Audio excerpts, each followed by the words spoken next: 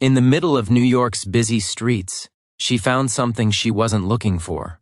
The night she arrived in New York, the city did not welcome her with warmth. It greeted her with sirens, cold wind, and a loneliness so sharp it felt like it could cut through bone. The skyline glittered like a promise, but beneath it she felt painfully invisible, just another stranger dragging a single suitcase across a cracked sidewalk. She had not come here for love. She had come to survive. Before we begin this journey, take a moment to like, comment, share, and subscribe if you believe in kindness, in second chances, and in the quiet miracles that can change a life when we least expect them. Maya Rahman was 27 years old when she stepped out of the bus terminal into Manhattan's restless heartbeat. She had left behind a small town in Ohio, a broken engagement, and the suffocating pity of people who thought they understood her pain. They did not know what it felt like to build your future around someone, only to watch it collapse in a single afternoon confession. They did not know the humiliation of discovering that love. The one thing she had trusted without question had been quietly fading for months. New York was supposed to be her reset button. It was loud enough to drown out memory and crowded enough to make heartbreak feel small. She rented a tiny apartment in Queens, a fifth-floor walk-up with peeling paint and a window that looked directly into another building's brick wall. The radiator hissed angrily at night, and the hallway always smelled faintly of burnt toast and old carpet. But it was hers, a place where no one knew her history. She found work at a mid-sized publishing house near Midtown, starting as an editorial assistant. The pay was modest, and the hours were long, but it was a step toward the dream she had carried since childhood. To work with stories, to shape them, to believe that words could still mend something broken. Every morning she joined the tide of commuters, faces blank, earbuds in, shoulders tense. She felt like a ghost drifting among the living. The city tested her immediately. Her first winter was merciless.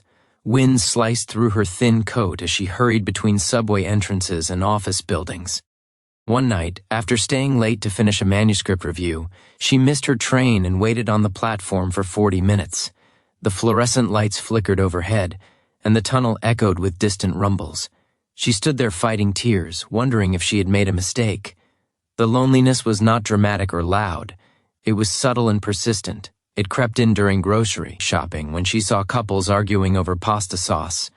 It lingered when she ate dinner alone at her small kitchen table, scrolling through social media posts of engagements and baby announcements. It weighed on her chest when she lay awake listening to the city hum outside her window. At work, she kept her head down. She was efficient, polite, careful. She did not want to be the woman who had run away from her failed life. She wanted to be the woman who had chosen something brave. Her supervisor, a sharp-eyed senior editor named Caroline, noticed her dedication. Within months, Maya was entrusted with more responsibility, proofreading advanced manuscripts, attending meetings with authors, offering feedback that was thoughtful and precise. But success did not quiet the ache in her heart. One rainy afternoon in early spring, everything shifted in a way she could never have planned. She had ducked into a small independent bookstore in Brooklyn after a work meeting ran long. The rain came down in silver sheets, blurring the streetlights. Inside, the store was warm and smelled of paper and coffee. It felt like stepping into another world. She wandered through the aisles, fingers brushing across spines, when she reached for a novel at the same time as someone else. Their hands collided gently. She pulled back instantly, apologizing under her breath, embarrassed by the contact. The man standing across from her looked about 30, with dark brown hair slightly damp from the rain and kind eyes that held a quiet steadiness. He wore a charcoal coat and carried a notebook tucked under one arm. They exchanged a small, awkward smile before each retreating to different sections. She assumed that would be the end of it. New York was full of almost moments, near connections that dissolved as quickly as they formed. But fate, or perhaps simple coincidence, intervened. When she reached the counter to pay, she realized she had left her wallet at the office. Panic tightened her throat as she searched her bag again and again. The line behind her grew impatient. The cashier looked annoyed. Before she could abandon the book and walk out in humiliation, the same man from the aisle stepped forward and quietly covered the cost. She protested, her cheeks burning, but he insisted with a calmness that disarmed her. He did not ask for anything in return. He simply said that someone had once done the same for him. She promised to repay him, and reluctantly, they exchanged numbers. His name was Daniel Rivera. He was a high school history teacher in the Bronx and wrote short stories in the evenings, hoping one day to publish a novel. He had grown up in the city, knew its hidden corners, its rooftop views, its quiet parks tucked between busy avenues. When they met for coffee the following week so she could return his money, she expected it to feel transactional. Instead, it felt easy. They talked for hours about books, about why certain endings linger long after the final page, about how cities shape the people who survive them. He listened when she spoke, truly listened, not waiting for his turn but absorbing her words as if they mattered. It had been a long time since anyone had made her feel seen rather than evaluated. She tried to keep her guard up. She told herself she was not ready, that New York was about independence, not entanglement. But Daniel's presence was gentle, never demanding. He would text to ask how her day had gone, or send a photo of a sunrise he thought she might appreciate. He invited her to community book readings and free museum days. Slowly, the city began to look different through his eyes. They walked across the Brooklyn Bridge one clear evening, the skyline glowing as the sun dipped behind skyscrapers. The wind tangled her hair, and for the first time since her engagement ended, she felt something other than grief when she imagined a future. She felt possibility, yet fear remained her constant shadow. When Daniel spoke about hope or about taking chances, a part of her recoiled. She had trusted once before. She had believed in forever. The memory of betrayal still flickered at the edges of her thoughts. The turning point came unexpectedly. A major manuscript she had championed at work was rejected by upper management after months of her effort. The author blamed her, sending a harsh email that questioned her competence. The criticism struck deep, reopening old wounds of inadequacy. That night she broke down in her apartment, convinced she was failing in every direction.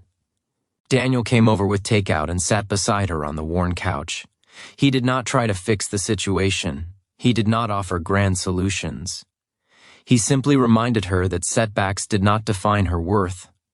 He told her about his own rejected stories, about the dozens of drafts that had never seen daylight. He admitted his fears of never being enough. In his vulnerability, she found courage. Over the next few months, Maya began to change. She spoke up more confidently at meetings. She proposed new ideas. She accepted that mistakes were part of growth. And in her personal life, she allowed herself to lean into joy without immediately anticipating loss. Summer arrived, and with it came longer evenings and laughter echoing from open windows. One afternoon, Daniel invited her to a small rooftop gathering with his friends. Surrounded by string lights and music drifting into the warm air, she realized she was no longer the outsider she had once felt like. She belonged somewhere. Still, the final test of her heart came quietly. Her ex-fiancé reached out, apologizing, hinting at regret. For a brief moment, the past tempted her with familiarity. It was easier to return to what she had known than to risk what she was building.